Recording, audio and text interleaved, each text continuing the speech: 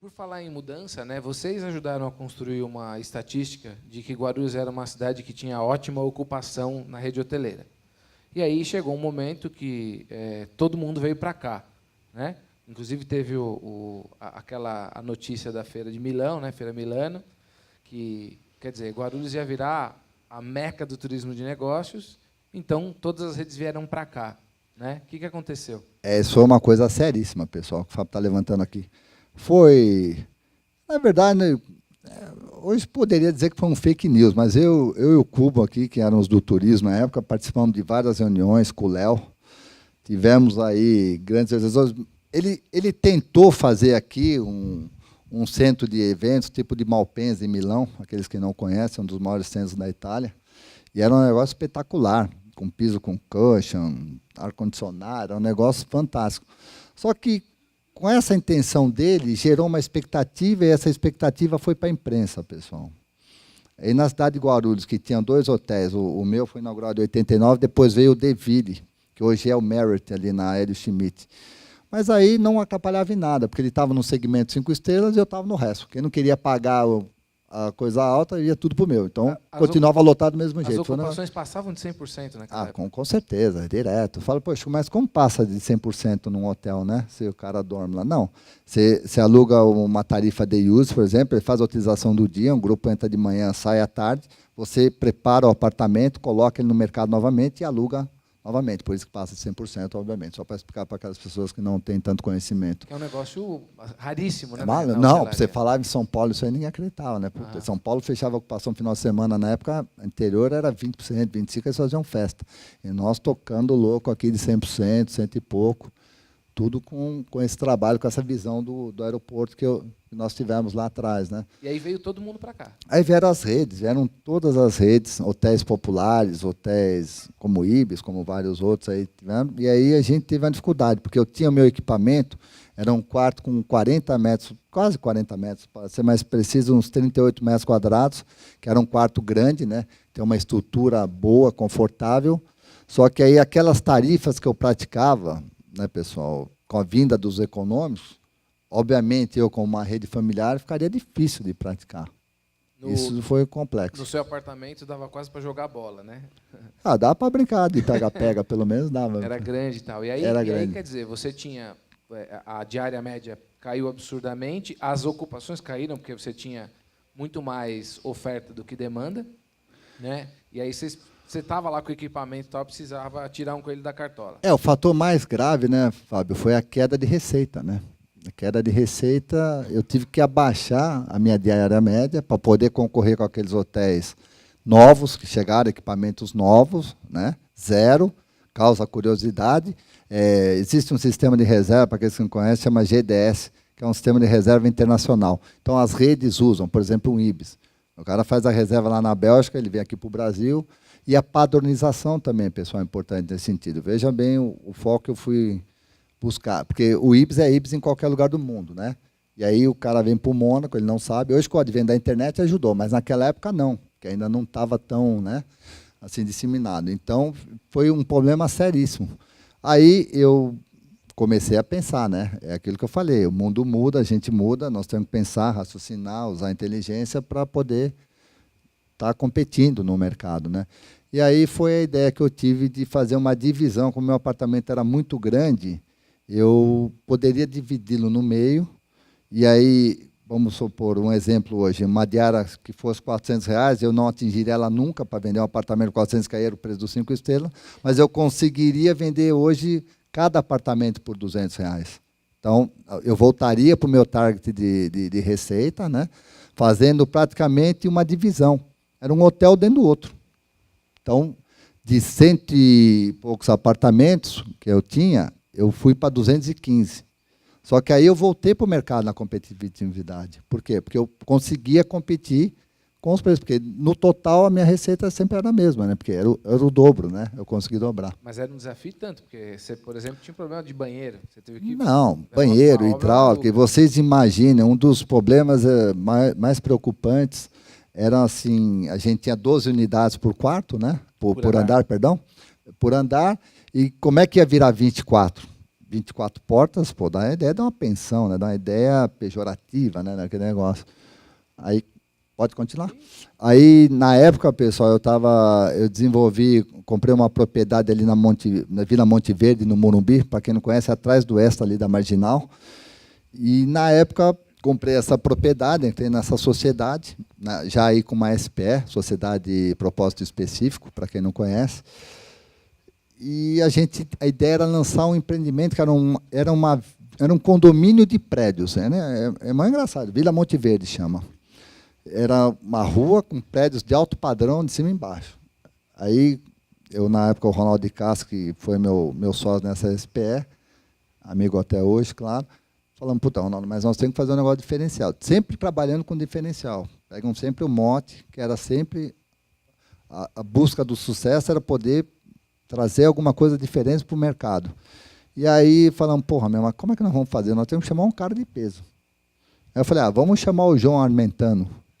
O Armentano, para quem não conhece, é um dos renomados aí, arquitetos e decoradores aí de São Paulo. Até uns tempos atrás ele estava mais na mídia. Naquela época, então, ele estava super na mídia. O nome dele é um monstro, vendia cara. Absurdo. É. E naquela época, Fábio, nós fizemos um prédio tecnológico, né, Paula? A Paula lembra. Tinha um negócio, se plugava assim na parede, aí já era o aspirador de pó, ele era meio automatizado. Hoje está mais comum isso. Mas naquela época, com o João Armentano, falei, puta, que legal, lançamos esse empreendimento, foi um sucesso, vendeu tudo. E num dia, num almoço que o João veio até o hotel, que ele gostava também muito da comida, eu falei, puta, João, estou com um problema, velho. Ele falou, pô, Ana, o que foi? Eu falei, meu, estou fazendo uma divisão aqui, mas o corredor vai ficar com 24 portas, meu. Puta, eu não sei como é que eu vou fazer isso aí. Aí me lembro como se fosse hoje, Fábio, uma coisa, quem sabe, sabe, né? Ele falou, me dá um papel, me dá um guardanapo aí, ele falou para o garçom, né? Pô, o cara trouxe um guardanapo de papel.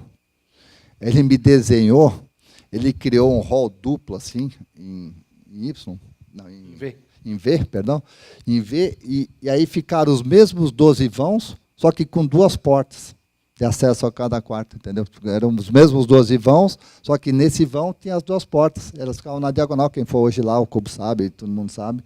Então, num segundo, ele me resolveu o problema que estava me esquentando a cabeça, que eu não tinha como resolver. Então, pessoal, uma das coisas aqui que eu recomendo é estar sempre bem assessorado com profissionais dentro da possibilidade de cada um, lógico, né? Mais capacitados possível, porque você vê, num problema que era um negócio gravíssimo para mim, foi resolvido em segundos num guardanapo de papel. Muito legal, muito legal. Gênio é gênio, né? E por falar em loucura, né? Em disrupção, conheça esse prédio aí. Você tinha lá tinha o hotel. Antes um pouco dessa grande guinada, você tinha feito uma reforma no hotel, não tinha? Estou equivocado? Não, sim, essa divisão, esse retrofit, porque eu estava com um equipamento grande, com um quarto obsoleto, e também a gente chama de retrofit, pessoal, na hotelaria é recomendado a cada 5 anos você fazer um retrofit no empreendimento, ou seja, troca de cortinas, colchão. Faz tempo que eu não tenho carpete, tá? Nada contra, mas acho que fica um negócio meio anti-higiênico, a pessoa sai meio úmida do banho e tal. Então, o nosso piso é todo vinílico, antialérgico, tudo. Naquela época, eu já tinha tirado o carpete. Então, nós fizemos um retrofit, Fábio, e deixei o empreendimento novo, entendeu? Legal. Zero. E aí, naquela época. Aí foi a grande divisão. E aí vocês, agora, recentemente, decidiram ir além e contrariar a lógica do mercado, né? Pois é, né? Guarulhos é uma coisa louca, né? Fui chamado de louco a 2ª vez, pessoal. Acho que eu sou louco mesmo. Já estou até eu me convencendo que eu sou louco. Quando vocês decidiram criar essa nova torre, essa magnífica torre, a cidade tinha uma sobra de salas, é isso? Uma vacância. Uma vacância de 2.000 salas. E aí eu resolvi fazer um centro empresarial. Ou seja, resolvi pôr quase mais 200 salas no mercado. Mas é porque você fez uma coisa para vender mais barato, não foi, do que todo mundo? Quando eu falei isso para o meu irmão, que eu dei os números, né, que é sempre o princípio da transparência, obviamente. Ele falou, mas 2.000 salas, você quer fazer mais 200 praticamente? Eu falei, mas nós vamos fazer algo diferente. Nós vamos fazer algo com diferencial. Nós vamos criar um centro empresarial com um mega complexo, um empreendimento que não existe nada parecido, não só aqui em Guarulhos, mas também na Zona Leste, eu acredito. Eu conheço bem ali o Anália Franco, Tatuapé. A Porte parece que vai lançar um empreendimento gigantesco lá agora, que poderá ter alguma coisa parecida. Mas até o momento não tem. Com piso elevado, um prédio automatizado. O que é um prédio automatizado, pessoal? Você ergue a cortina, aqui essa luz já abaixa a intensidade automaticamente, gera uma economia de luz. Os elevadores são da marca alemã, que predomina no mercado americano, na maioria dos prédios, da marca ThyssenKrupp. Ele roda 2,5 metros por segundo. Ele é totalmente inteligente, ele não tem botoeira. Quando você faz o check-in na recepção, ele te dá o número do elevador, a letra A, B, C ou D. Entendeu? Então, um prédio que não só faltava falar, porque fala, né? O elevador fala, tem muita coisa lá que ele até fala, entendeu? Então, não posso nem usar essa expressão, só falta falar, porque ele fala também. Quer dizer, você lançou um empreendimento num mercado que, teoricamente, estava saturado e lançou um produto superior, com preço ainda maior do que qualquer outra coisa, numa aposta de que a cidade merece algo diferente. Você sentia falta de que a sua cidade tivesse algo dessa magnitude. Não tem dúvida, né, Fábio? Como a história do hotel, quase 2 décadas antes, Guarulhos também carecia de um prédio no centro. Né? Tem prédios bons na cidade, pelo amor de Deus, eu não estou querendo ser de maneira alguma arrogante, mas o nosso prédio ele é diferenciado dos demais. O nosso não é um prédio, não é uma sala. Eu vendo uma ideia, entendeu, pessoal? Como é que eu poderia ganhar o mercado? Eu tinha que ter algo muito forte, muito substancial, para eu poder conquistar esse mercado. Então, para aqueles que não sabem, o proprietário da sala, ele usa a academia que está aqui no hotel, na cobertura, com o aparelho todo da Kikos, uma excelente academia, com ar-condicionado, com tudo. Ele não paga nada, está embutido no preço do condomínio. Por quê? Porque eu absorvo esse custo da minha operação hoteleira. Então, eu posso ofertar esse serviço. Esse foi o grande segredo, que não é segredo, mas foi o grande mote do sucesso do empreendimento. Ou seja, um prédio, uma sala comercial, o proprietário tem, ele chega, ele toma café da manhã, ele vai na academia, ele toma banho, ele faz um break num coffee break na hora do lanche, às 11 horas, ele almoça. Depois ele tem um solário lá do outro lado, com sauna, com churrasqueira, com uma coisa maravilhosa também na cobertura. Isso aí com condomínio que custa R$ 12 o metro quadrado, pessoal. Hoje é o valor do nosso condomínio, R$ 12 o metro quadrado.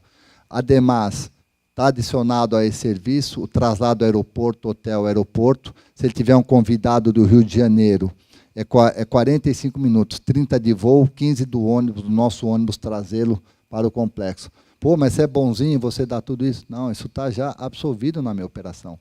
Eu estou dando isso como um diferencial. Eu estou somando ao meu empreendimento.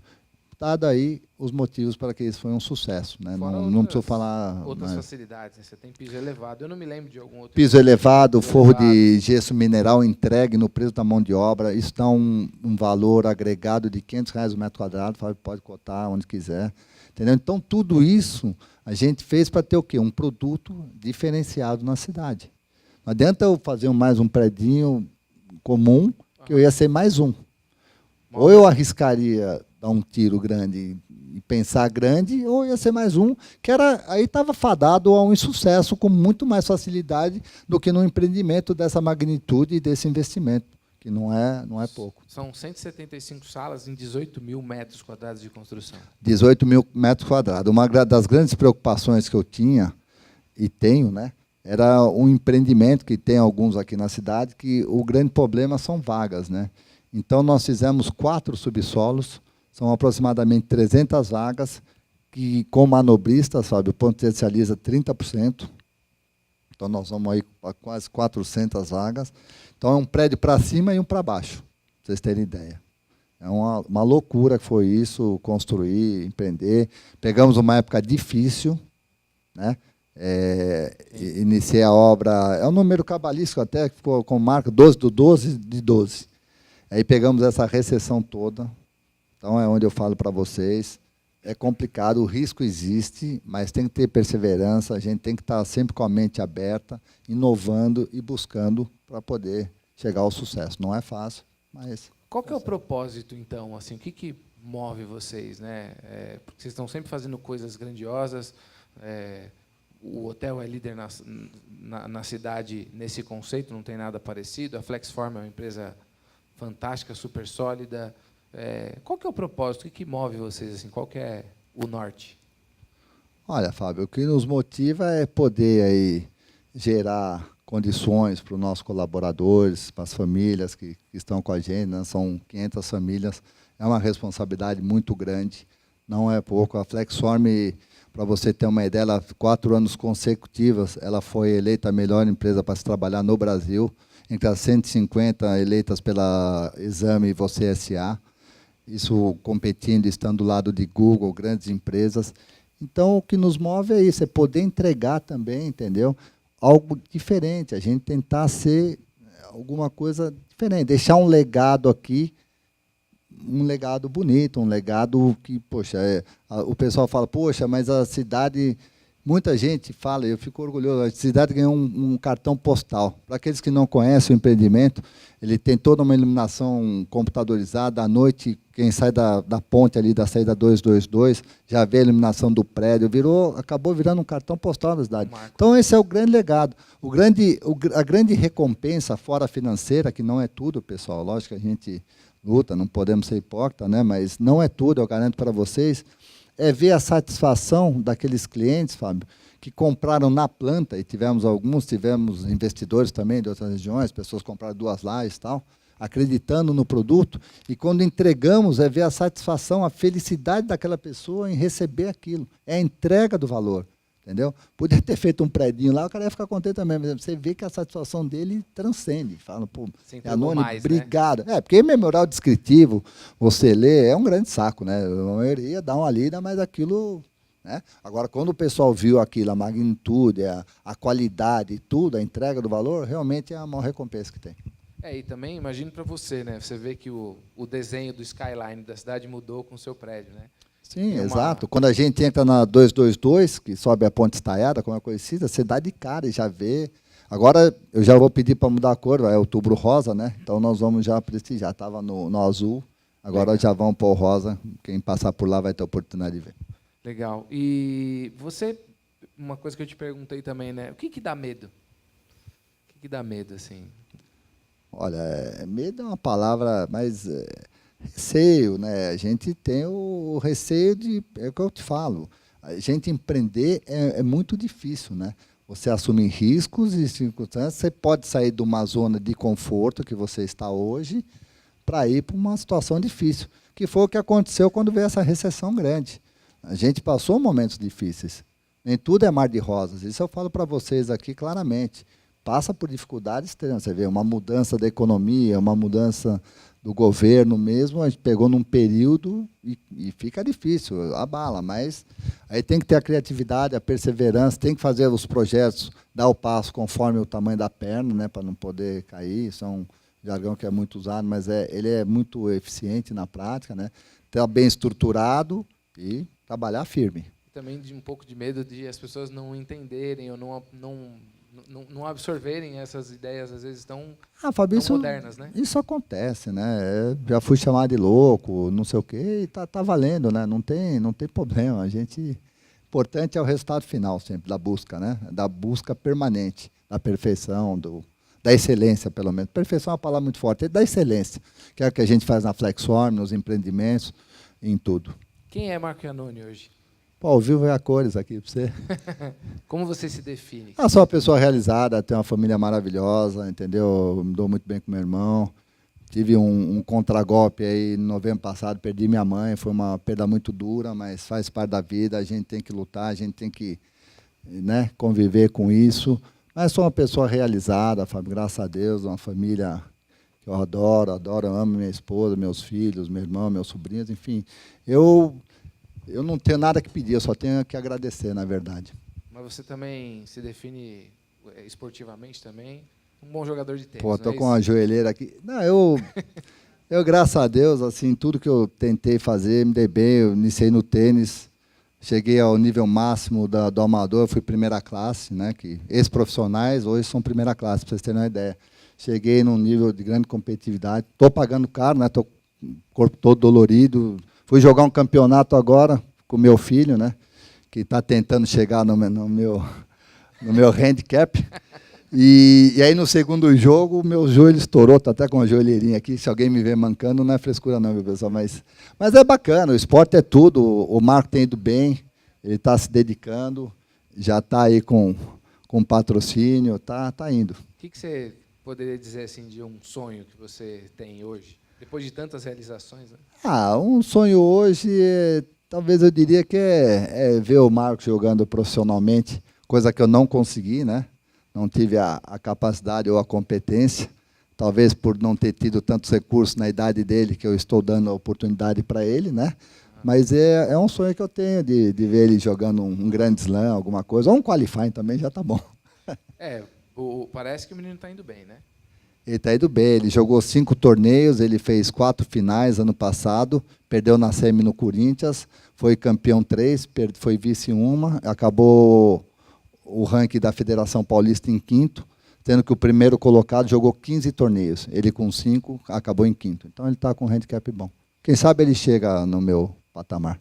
Vamos torcer para passar, né? Comprovar a teoria da evolução da espécie. Quem sabe o Guarulhos tem aí uma figura desportiva.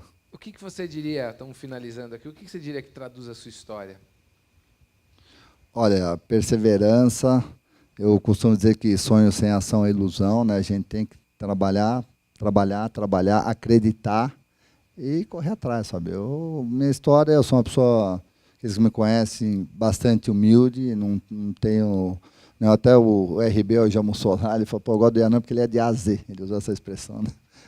Então a gente está aí, trabalhando, lutando, vivendo e vamos que vamos. Senhoras e senhores, Marco Iannone. Obrigado.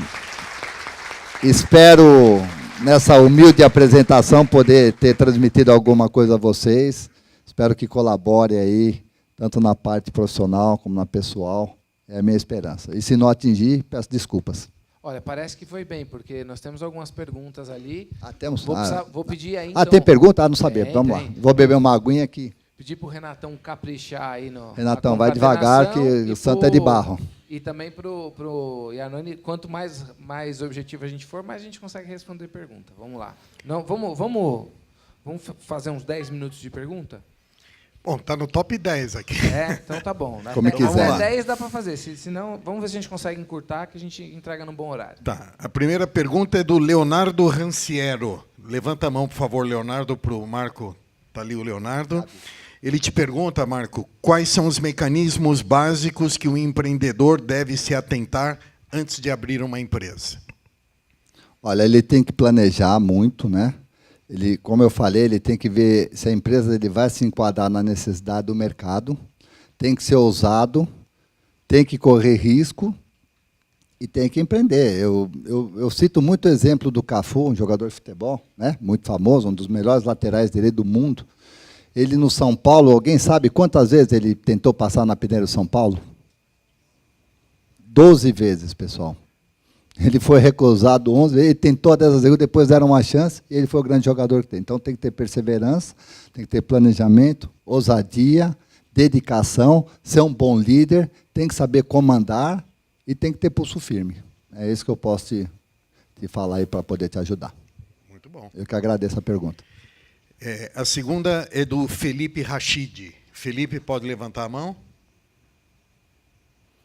Paulão, pode dar um pouquinho de luz de plateia para nós? Acho que ele foi embora. Achou o Felipe, hein? Pelo Felipe. menos foi esse nome que ele escreveu aqui. Felipe, Mas... grita eu aí. E Fabiano Tossoni? Fabiano está lá.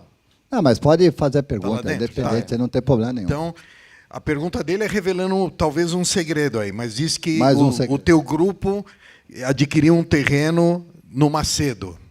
Ele quer saber se vem um novo empreendimento aí para Guarulhos. Não, faz tempo, a área ali do Matadouro, né? Eu também fui chamado de louco, porque tinha o rio ali e tal.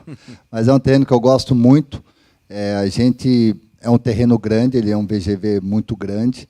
E, inclusive, quarta-feira eu tenho uma reunião agora com um grupo grande de São Paulo, chamado RESEC, o pessoal que investe na agropecuária, construção pesada e tal. Ali é um empreendimento que a gente tenta desenvolver, mas só com parceria. Nós não temos o fôlego necessário para poder empreender. E aquilo que eu falei, volto a dizer, o passo não pode ser maior que a perna, tem que ser muito bem planejado, muito bem programado, senão pode ficar difícil depois. Essa área, Marco, ela inclusive não parecia a olhos comuns, olhos desavisados, né? Não parecia uma boa área, porque ela estava tão judiada, né? E aí vocês pegaram, vocês já vêm cuidando dela. Nossa, ela está linda, ela fica em frente da Praça das Pedras, né? São 18.800 metros. É um terreno lindo, ela tem 3 frentes, na verdade, tem a Rua Sertaneja, a Praça das Pedras, e ela vai até Otávio Braga de Mesquita. Era então, uma área que precisava de um dono, né? De alguém para cuidar com carinho. Né? Precisava de um dono, né? Precisava de um dono. Ela estava muito abandonada, eu mandei limpar toda a frente lá, pus alambrado em tudo. Então, com isso, você fala, poxa, além de deixar mais bonita ali para a região, né? Porque era muito feio, muito cheio de mato, a área se valorizou, né, Fábio?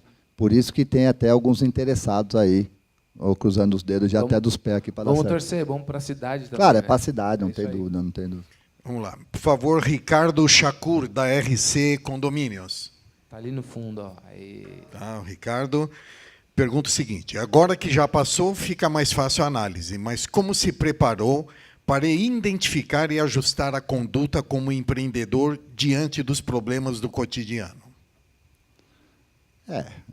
Bilhete corrido sempre é mais fácil, né? Mas é o que eu falei, muito planejamento, muita dedicação, né? Muita análise do projeto, tentar trabalhar com diferencial, não ser mais um no mercado, tentar oferecer algo a mais, né? Para você poder ter destaque. Se você for mais um, o próprio nome já diz, né? Você vai ser mais um e não vai chegar a nada. Então, muito planejamento, muita dedicação e tentar trabalhar com diferencial.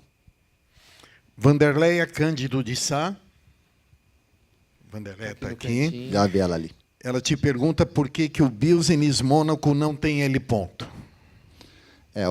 O L ponto, eu vou te responder, é uma coisa que eu estudei, estava no meu planejamento fazer, mas além de ser muito onerosa, tem um problema ali que nós estamos ali meio próximo da final do aeroporto, né, do approach das aeronaves para a pista.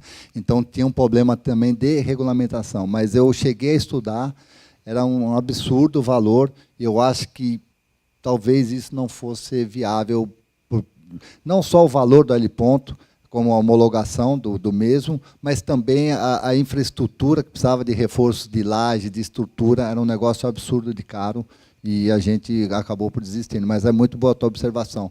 Eu cheguei a pensar nisso. Marcelo Iluminações, está lá no fundo. Ele está assustado com o tamanho do investimento que deve ter sido fazer esses dois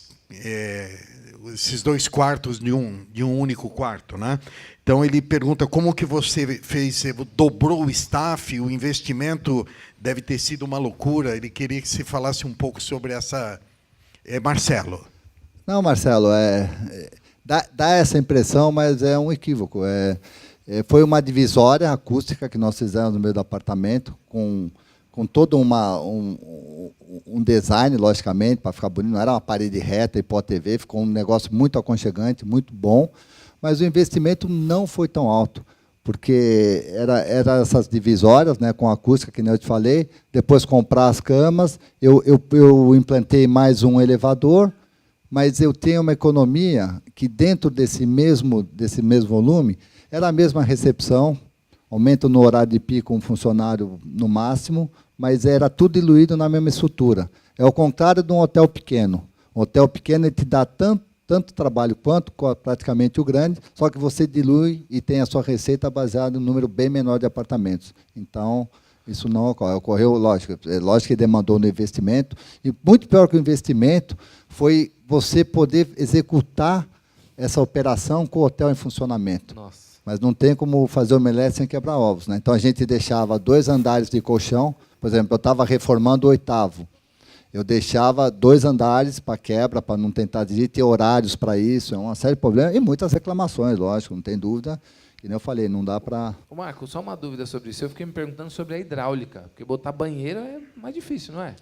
Fábio, mas na época que eu comecei a construir o prédio, isso também não foi falado, ele tinha uma estrutura para flat. O que difere flat de hotel, pessoal, para aqueles que não sabem, naturalmente, é a pluralidade de proprietários e convenção de condomínio. O resto, ambos são geradores de hospedagem, naturalmente, como todos veem em São Paulo ou aqui em Guarulhos. Então, a gente tinha iniciei com uma cozinhinha ali, um kit que era bacaninha, então tinha toda a hidráulica, tinha tudo. Que então, foi sorte. muito mais fácil. Não, muita sorte, senão era quase impossível. Realmente, essa foi uma boa observação tua, porque até exemplifica, o Marcelo talvez pensou que talvez tivesse que fazer toda a hidráulica nova, tudo, que seria um caos, né? Se tiver de escolher time para jogar uma peladinha ali, qualquer coisa, tem que escolher o Marco para pôr no time, porque o cara, além de tudo, tem sorte, né? Olha, rapaz. Ajuda, né? Boa. Vamos lá. Paulo Celso. O Paulo pergunta, Marcos, com todo o seu conhecimento no mundo empreendedor, que começou desde jovem, qual a dica você daria para quem quiser começar no ramo de hotelaria para que ele tenha sucesso permanente? Olha, se o conselho fosse bom, né, que nem dizia minha avó, mas na hotelaria,